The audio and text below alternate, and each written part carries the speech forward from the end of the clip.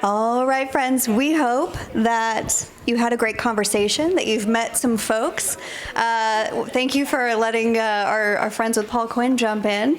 We want to hear one person from each table, as we've been doing already today, and then we're going to break for lunch, which is just another networking opportunity for y'all to continue this dialogue. So let's start right here with this table in the middle this time. Right there, David, right where you are.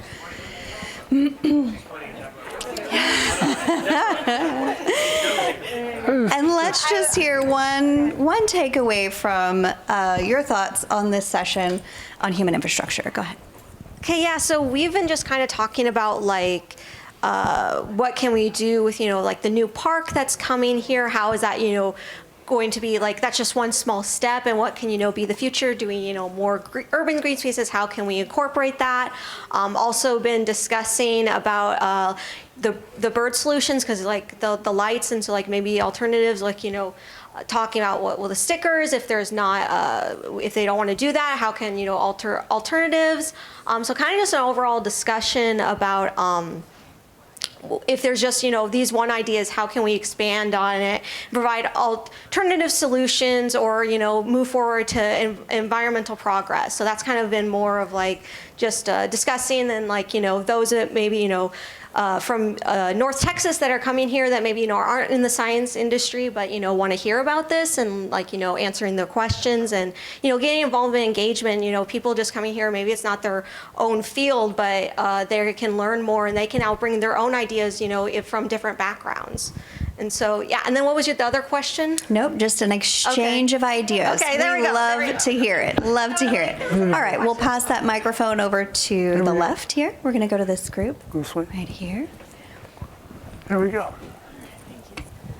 Okay. Hey y'all, our table mostly was focused on the migratory issue, the building collisions, and how does that really look like whenever you're talking to the city, and building codes, right? But then how does that look like with different buildings, commercial versus residential? Because, this isn't just a downtown issue, this is a DFW Metroplex kind of issue. And then ultimately, I think some of the big takeaways that we got here is that the solution isn't that hard. It's actually very easy. And we had some really great examples here of like pre-made homes that have all of these specs already considered.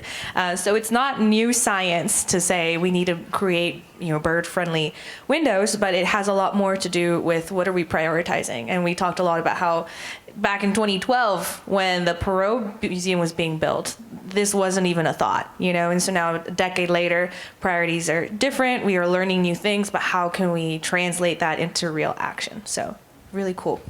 Thank you, Jimena. Thank you. All right, last table, and then we are going to head to lunch. Take this mic. Thank you, Randy.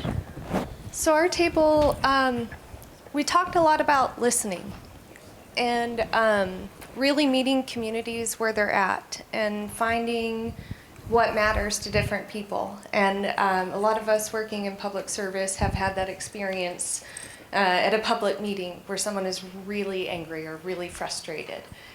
And at the same time recognizing that they're not mad at you as a person, but they do have very real concerns. Sometimes, possibly. Yeah. But they do have very real concerns, and most people want to feel heard. And so a lot of times we can come in as a subject matter expert, and we feel like we know what a community needs, or we feel like we know what we need to prescribe, but we need to sit down and listen. And when we're listening, not listen just to respond, but to actually hear what someone is saying and let them know that they're heard.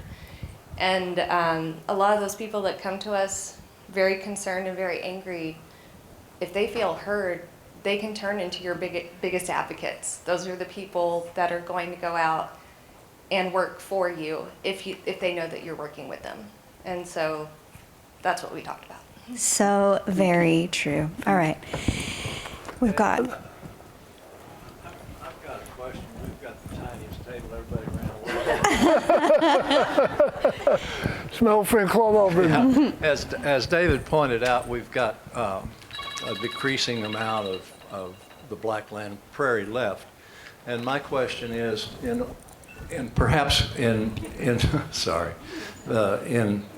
in stopping or thwarting the urban sprawl, are there things that we can do with the central part of the city that would be so darn attractive that people wouldn't necessarily want to live in Frisco? They'd want to be a little bit closer to the central business district. And what those amenities might be as I see people flock into Clyde Warren Park. That's the damnedest thing I've ever seen in my life. I mean, there is so little nature there, and yet everybody is just like a birds to a bird feeder. I mean, it's kind of wonderful. And at the same time, there are very few people walking around Fair Park, which is beautifully landscaped and has nice places to walk and stuff. So we're doing a poor sales job on what we have here. Old City Park. There's nobody there. And now the Heritage Commission or Society has ceded control of that to the city of Dallas, and we're not really sure what's going to happen to that marvelous amenity. So I think that that the city fathers and mothers should really get up and pound the table for what's available in the downtown area, rather than trying to figure out why AT&T left or why we should tear down the overpass and run more traffic through downtown. I don't get that, but anyway, I would like to see us come up with wonderful ideas to involve the community and make us love the central part of the city. Thank you. And that's what we're doing here today, right? That's right. We are here to not just have conversations and not just talk at you. We want these ideas to be heard. We want networks and connections to be made. And as I said, as we began this morning, or some of y'all weren't here, that we're not going to start this conversation over at the next EarthX next year. What we want to be able to tell you is what came from this dialogue, this discussion, and how we kept the dialogue going throughout the year. So I'm going to pitch it back to David so that he can take us to lunch. One of the things we're going to do this afternoon is talk about what's next. We'll do it later as we close the day. But we really want this to be a continuing conversation. Not something that stops today, but something that begins today. So I want to encourage you to find someone you don't know, go to lunch with them. That's one way to build a human infrastructure, is to reach out to others, open yourself to them, learn from them, listen to them. Some of the best things we can do is to continue to build this network of people. You know, years ago, there were a few of us who gathered in a room when the first U.S. Green Building Council was organized in Dallas. There were a handful of us around a table. We began this process of talking about what we could do to make Dallas a more sustainable city. I'll go back further than that. Jill Jordan, former assistant city manager of the city of Dallas. Not Jill Jordan, by the way. No, but he knows her. So I'm in a meeting at City Hall, and Jill's walking down the hall. And I waved at her and stepped out of the meeting for a minute and said, "Hey, Jill, I want to talk to you before I leave today." She said, "Come on down to the office." So the two of us sat down and talked about how do we make Dallas a more sustainable city. And my first grandchild at that time was just a few years old, and I began to think really seriously about how do we make this place more sustainable over a period of time. So we sat down in the office that day and began to move Dallas toward becoming a more sustainable city. Human networks. We began to call people we know and say, "Why don't you come to me?" We just met downstairs in the basement of City Hall and began to talk. How do we go about this? It was a network of human beings who came together and tried to figure it out. And that's what we're doing today. We're building a network of people who can look at the future of North Texas and figure it out. And I'm so delighted so many young people are here today. I'm so glad you're in the room, because you'll be instrumental in this. And you've got people around you who have been through these wars for a while and know how to do this. And they can provide guidance too. But this is really what this is about, is building a network of people to continue this work that we began years ago here in Dallas. Because a couple of people sat down and began to ask yourselves, how do we do this? How do we do this? How do we figure this out?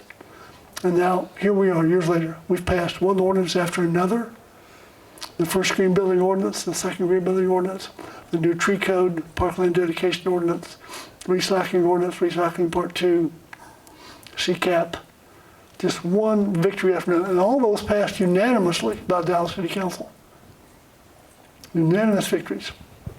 Tony, Tim Minden, and others have got Clyde Warren Park, not Clyde Warren, but Harold Simmons Park really coming up out of the ground, making that real. These things are becoming reality in Dallas because years ago we began to build human networks. James McGuire and I go to lunch, a little Mexican restaurant in Oak Cliff, and we figure it out. Sue Alvarez and I talk on the phone all the time. We figure it out. That's how we do this. And that's what we're doing here today. She picks up your calls? Sometimes. Sometimes. So that's what we're doing. And that's what this is about. So go lunch with somebody you don't know, build that network. We'll be back here to start at 1:30. And we're going to continue with Susan Alvarez and COG doing a presentation on water. Okay? So thanks very much for a great morning. Let's have a great afternoon. Julie Hiramoto will be up to close the day later. Thanks for being here. We'll see you at 1:30 in this room. Thank Now, you. there are 35 folks in the room right now, and if you don't come back, we'll be saving you a seat. So That's right. please. So if you go out the door Please and turn come to on the back, left, all right? turn to the left and go that direction toward the center of the hotel, that's where the restaurants and coffee shops are. Okay, enjoy your lunch, y'all. We'll see you this afternoon.